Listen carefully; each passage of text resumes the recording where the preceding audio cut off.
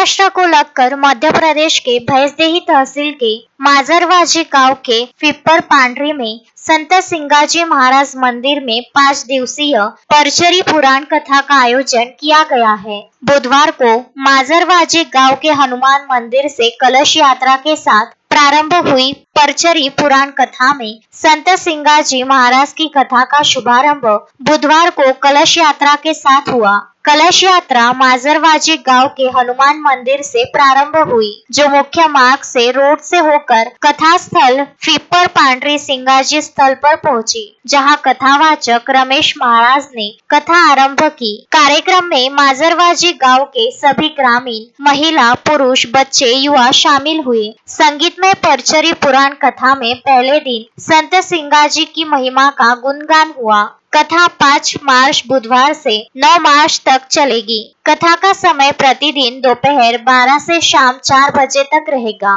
Maruti Patankar, Vidarbha news, Chikhaldara.